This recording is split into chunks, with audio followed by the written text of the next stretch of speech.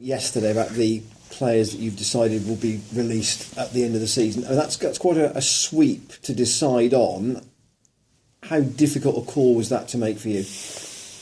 Well, it's always a difficult call for any manager at any club because lads sometimes live locally, the younger ones. Sometimes they've been here a long time. But as a manager of the football club, and obviously you don't make the decision on your own, you discuss it with everybody else, you have to make those what seem at the time harsh, hard decisions. But you have to make them because otherwise we would have 32, 31 players training here with more than half not having any chance of playing a game. So you have to be cruel to be kind sometimes, and I've been in the game long enough to know that if you're good enough, you make the level that your ability will take you to, whether it's up or down. So you get there in the end, there's enough people watching. But at the moment, the lads that you're speaking about need to go out and get games. And we felt that it was better to tell them now, because anyway, at the end of the season, there will be lots and lots of players out of work fighting for jobs. And the one thing I don't like seeing is lads not playing regular games because you train all week, some of them train very hard, and then some of them haven't got anything at the end of it. And sometimes that's because they're on loan somewhere, but on the bench, or they're not even playing in their sides that they're on loan to. So they need to find a level where they're playing every week. Would you accept an inquiry for a loan for any of those after Christmas for the rest of the season? I think we'd look at everything. You know, we actually, it doesn't always look like it when you've sort of told 7 boys that they can go and look for pastures new, that you're doing the best for them. But we do feel for them. And my son was in football, so I always like to think that I treat them all like I would treat my son, and have the same feelings as a dad to a son, sort of thing, if things don't quite go well. But like him, eventually your career moves on if you're good enough. And but at this moment in time, it's the wrong person at the wrong place at the wrong time, sort of thing, because of how well the first team are doing and how well the first team squad are doing. So it's going to be very difficult to get into that. But to answer your question, yes, of course, if it's something that the player wants, then that's good, and we will make sure that, again, he's got to get games. They've got to put themselves in the shop window for their future. So moving on to this week, FA Trophy, the start of a road that as you know, leads to Wembley at the end. Is there any danger that Chelmsford will see this as a bigger game than you will? Well, there is a chance, of course, but the team that I select won't go into the game that way. That certainly that sort of says that there might be a bit of complacency about us. Hopefully there won't be. We'll be working on the team like we would do in preparation for a league game.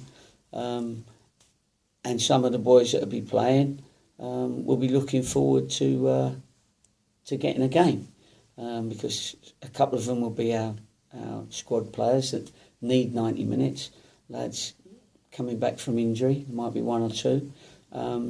But no, I'm going to put the team that I think can win the game, and then we've got to get them up for it, but I'm sure they will be. And I'm sure Chelmsford will enjoy coming to us. The top non-league team at the moment, and they've got nothing to lose. And if they get a scalp, then that's more power to their elbow.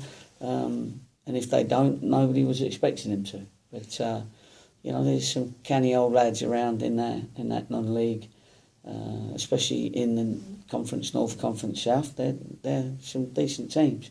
So we got to be ready for them. Aaron Downs was in the stand watching the replay between Chelmsford and Gloucester City. Was he your scout that night? No, we had about 14 scouts that night. We were all there as a staff, although we was a bit warmer because we managed to get a room. So we were there, and I would say 10 of the boys were there, as well as Aaron. He might have been the only one you saw, or the only one you've heard that was there. But no, they were all there, and it was very interesting. Let's say I was pleased they were all there, because that helps us when we discuss the opposition, and they've seen a bit themselves. So it was good. I was pleased they were all there. Ryan Jennings' month from Wigan is coming towards its end. I guess he's cleared to play on Saturday. Have you any steer in your own mind as to what you want to do with his loan? Well, I definitely want to keep him. That's for sure. You know, he's proved that he's well this level. He's proved that he's got something about him, and I'm sure Wigan haven't just sent him for the first month, so we're in dialogue, and we'll let you know as soon as we get the answer. But of course we've spoke to him, spoke to Ryan. Ryan's very happy at the moment, as you saw by the way he cuddled Billy after he made his first goal on Saturday. Was it the first one? Yeah, first one. So that's good. So he's in with the group. So I'm sure we'll be able to keep him. In terms of your selection, you've hinted that there may be some changes. I heard other coaches say that if you get a situation like this, the players you tend to switch are what they refer to as the runners, the people who use a lot of energy in matches week to week, and those might be the ones that you change. Would that be the case for you? Maybe on a couple of occasions it might be, but I mean, I'm. The first thing is you can't change the whole team, because we haven't got the numbers anyway at this moment in time, because everyone's out on loan anyway. But anyway, you don't want to radically change the team, because you want to keep the same emphasis on our tactics that have been leading up to all these games. Our run of results has been very good, and we want to keep that going. So it's just making sure that 2 or 3 of them that will come in to the side that are not making us weaker in any way will come on and get their opportunity to show me that they can play our way for 90 minutes, and I'm 100% sure they can, and they will. So it's there's no great science behind it. It's just, okay, who can we... There's always a couple that if it's a cup final, then maybe you'd have to play them. But then on occasions, you can, if you've got people in reserve that are good players, you can rest them and let them get over a couple of little niggly injuries. Just last one about selection. I suppose the supporters might wonder if Luke Thomas might again be involved on the bench. And the other one would be further on in the trophy, maybe not yet. Would Elliot Richards be in your thinking as well? Well, Elliot's still got to prove his fitness at the moment, because he's not training with us from his hamstring. So he's been out maybe three weeks. And it sort of set him back a little bit with his fitness program and regime. But you can only judge it when they come through their injury, and then he's had a couple of weeks training, and then he has to get pushed again. So you can't really judge that for a little while now, because he's not fit at the moment. Who else was it? And Luke? Luke has got every chance of being involved in the squad on Saturday. I did promise him that I'd get him a start or a sub appearance before his 17th birthday. I think he's 17 in February, so I've got to do it a bit sharpish. But he's in on merit. He's trained well. He certainly looked the part. He's still only a kid at 16, of course. But as a footballer, in his head, he's 21. You know, he's a clever footballer, and so hopefully when he gets his chance, he'll show people that haven't seen him yet what he can do. I don't think anybody's done the non-league double for quite a while. Is it something that's realistic to win the league and the trophy in the same season?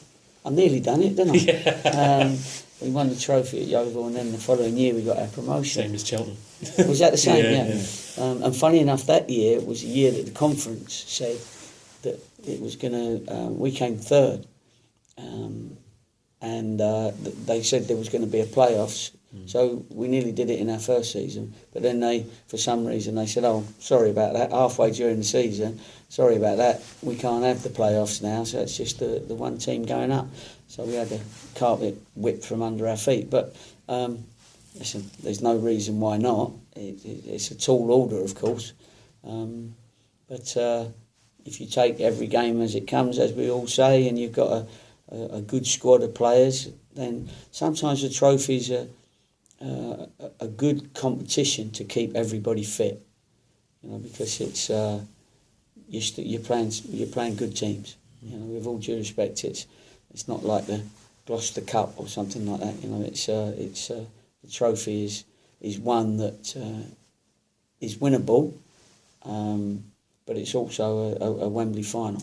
Actually, we was also unlucky that ours was an Aston Villa final, which is still a lovely stadium, but it wasn't Wembley. So I'm pleased to say I've been to Wembley 2 or 3 times after that. But is this the only way you want to go to Wembley this season, more importantly? Yeah, it is. However, if you had a crystal ball, the best way to go up is via the playoffs.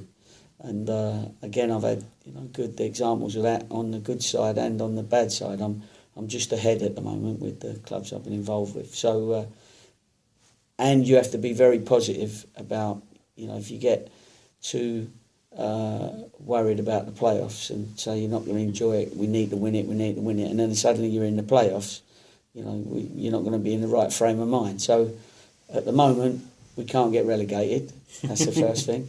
That's good.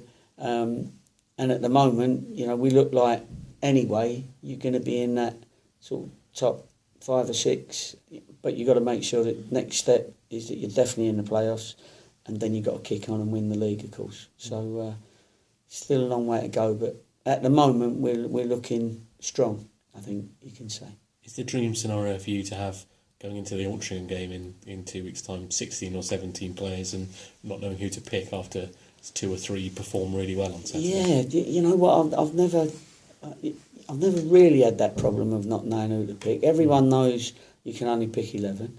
Of course, if you're winning every week, that makes it a lot easier because you tend to stick with the same team, etc., etc.